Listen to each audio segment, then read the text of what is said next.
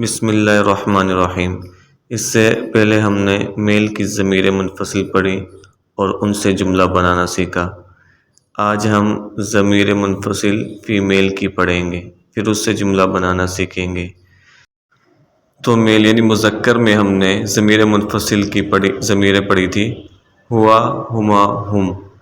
اب مؤنث یعنی فیمیل میں آئے گا ہیا، ہما، ہننا۔ اب اس میں دیکھو پہلے نمبر پر ضمیر، اس میں فرق آ رہا ہے، دوسرے نمبر کی ضمیر میں کوئی فرق نہیں۔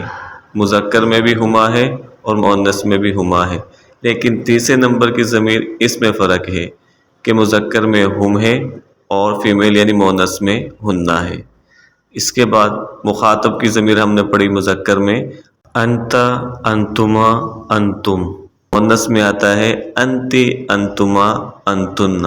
تو اس میں دیکھو مخاطب کی پہلی ضمیر میں بھی فرق آ رہا ہے کہ اس مذکر میں ہے انتا، مؤنث میں ہے انتی، باقی دوسرے نمبر کی ضمیر میں دونوں برابر ہے کہ جیسے مذکر میں انتما آتا ہے اسی طرح مؤنث میں بھی انتما آتا ہے، لیکن تیسرے نمبر پر پھر فرق ہے کہ مذکر میں آتا ہے انتم اور مؤنث میں آتا ہے انتن۔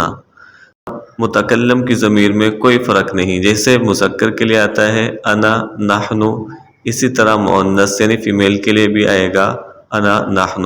ترجمہ سب کا وہی ہوگا، جیسے پہلے ہم مذکر کے لیے ترجمہ کر رہے تھے ہوا وہ ایک مرد، ہما وہ دو مرد، ہم وہ سب مرد، اسی طرح مؤنث میں بھی ہم یہی ترجمہ کریں گے، ہیا وہ ایک عورت، ہما وہ دو عورتیں، ہننا وہ سب عورتیں۔ جس طرح ہم نے مخاطب کا ترجمہ کیا تھا ضمیر منفصل میں مذکر کے لیے انتا آپ ایک مرد، انتما آپ دو مرد، انتم آپ سب مرد، اسی طرح ہم فیمیل یعنی مؤنث میں بھی یہی ترجمہ کریں گے انتی آپ ایک عورت، انتما آپ دو عورتیں، انتن آپ سب عورتیں۔ جس طرح ہم نے متکلم میں کیا تھا انا میں ایک مرد، نحن ہم سب مرد، ہم فیمیل میں کریں گے انا میں ایک عورت، نحن ہم سب عورتیں۔ تو یہ فرق ہے دونوں میں لفظی، ٹھیک ہے، اور معنی کے اعتبار سے۔